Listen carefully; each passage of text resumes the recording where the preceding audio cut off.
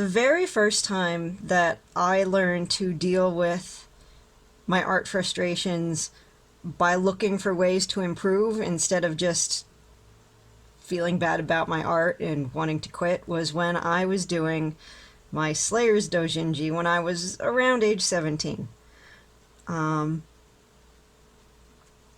These are two of the early pages from it. I don't remember which pages these are. I think they're like 5 and 6. I don't know. But this was how I was drawing. This was back around 2000 or 2001, one of those 2 years, I think. But I was doing this comic and I just didn't feel happy with how it was turning out, and I didn't know what to do to make it better.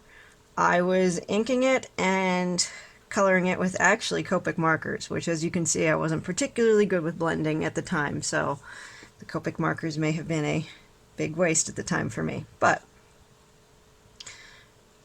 it looked alright. It didn't look awful, but it was just missing something. And I was really into, obviously, Slayers at the time, and, you know, I would look at the artwork in these books. And it was this page in particular that bothered me. But I would look at the art in the books and I would just be like, why doesn't my art look like it? Because I felt like I was drawing things correctly enough. You know, my proportions were a little off. Maybe a lot off. But anyway. But the drawings themselves didn't look so bad that I felt like it should look radically different than the things I knew and loved and was drawing. So, for the first time ever, I really sat down and tried to look hard at the art that I loved in comparison to what I was doing and saying, hey, what am I doing wrong here? Now, there's, you know, little things. There's little things here and there throughout this entire drawing with like proportions and stuff like that that could be improved. But I wasn't going to master human anatomy overnight. But as I was looking through the pages, what I ended up identifying was that, let me see, where's a good example here. My speed lines did not look like these speed lines. That was one of the first things I identified. As you can see, my speed lines are not grouped. They're pretty evenly dispersed.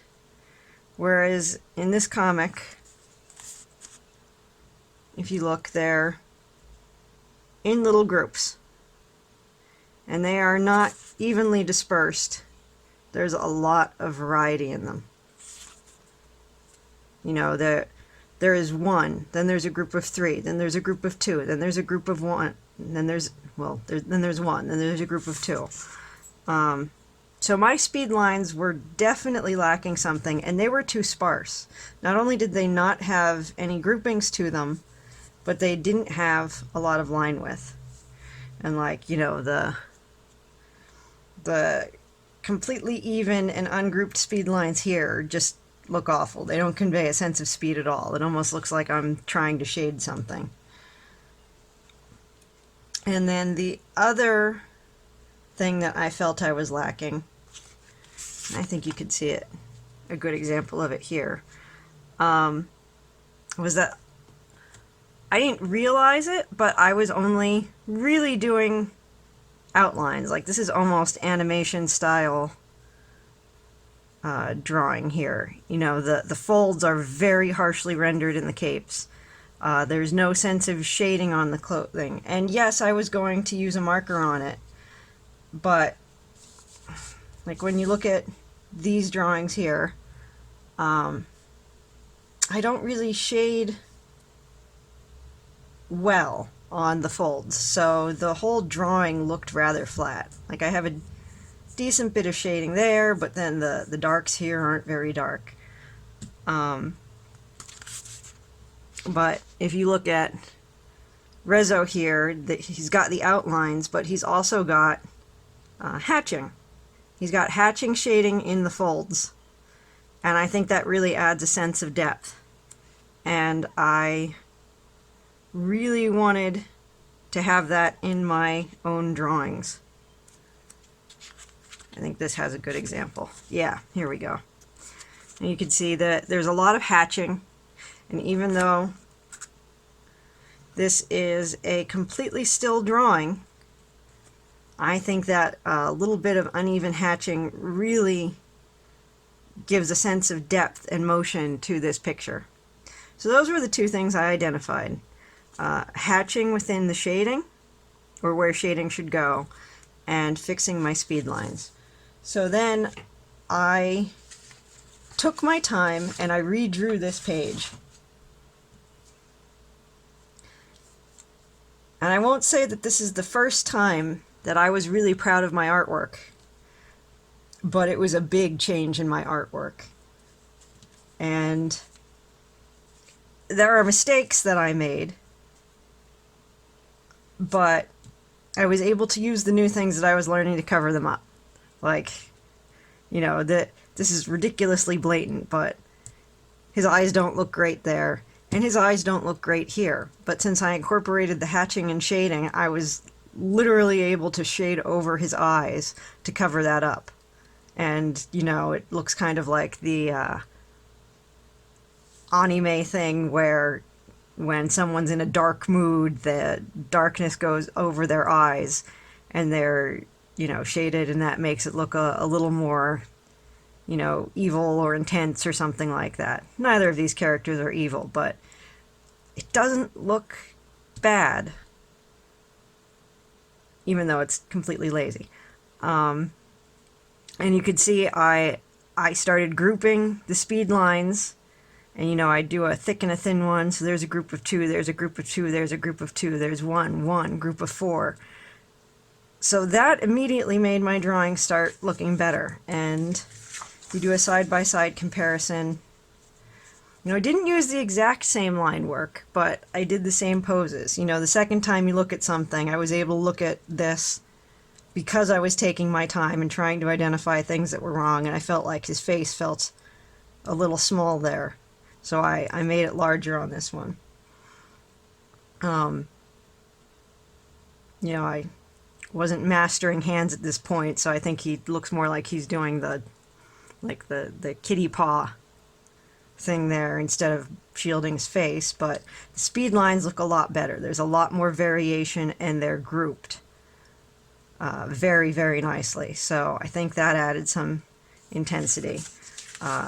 You get a real sense of depth on this one from having that extra bit of shading and that hatching line here.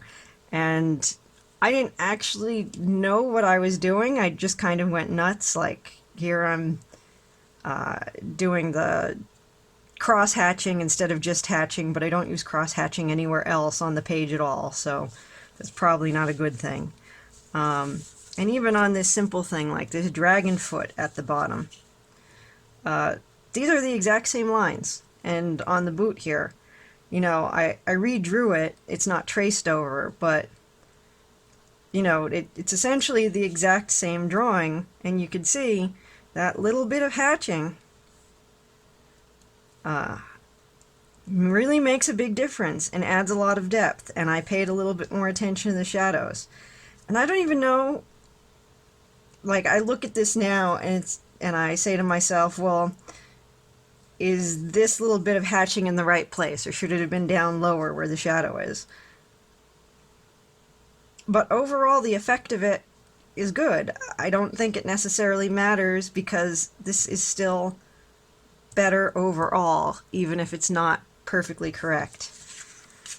And, oh, the other thing I identified was that there were certain things where I was pulling the camera out too far. Like, you know, this when I looked back on it and I redrew it, I thought, this does not seem intense enough.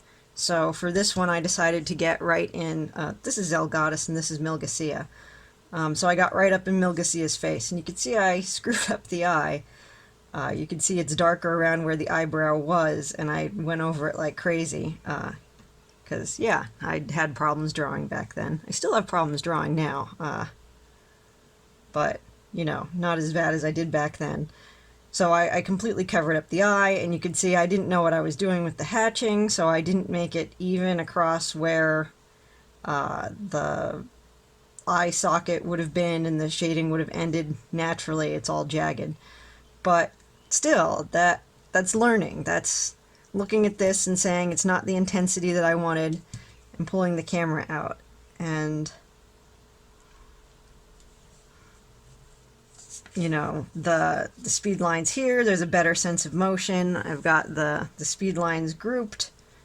I've got a ton of them there and a ton of them there, and on the leg you see I've got the 3, 2, 2, 2, 3, 2 groupings there, and the speed lines look a lot better on that one. There's a much better sense of motion, and Zelgadis comes forward and isn't as washed out because I added that hatching.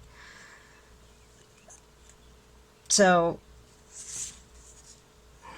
you know, that was it probably took me, we'll say it took me a week to do, you know, both of these pages or each of these pages. So somewhere between 1 week and 2 weeks, I went from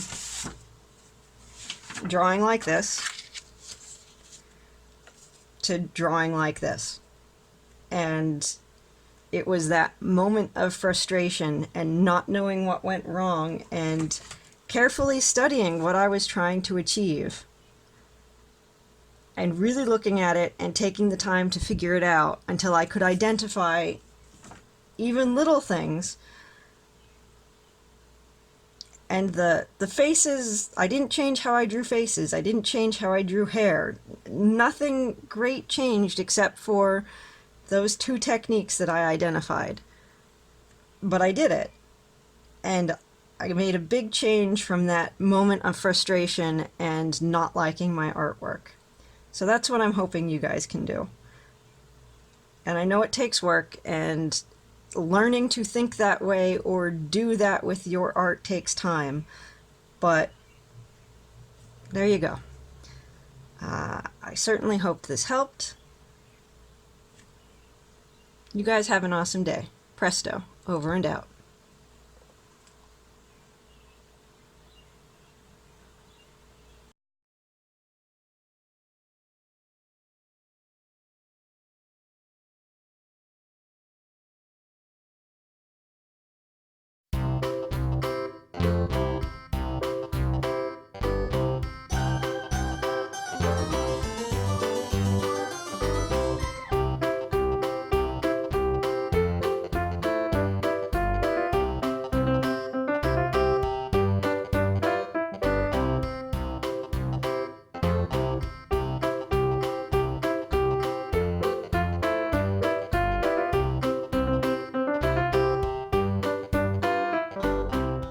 Farewell and adieu to you, fair Spanish ladies. Farewell and adieu to you, ladies of Spain. For we've received orders for to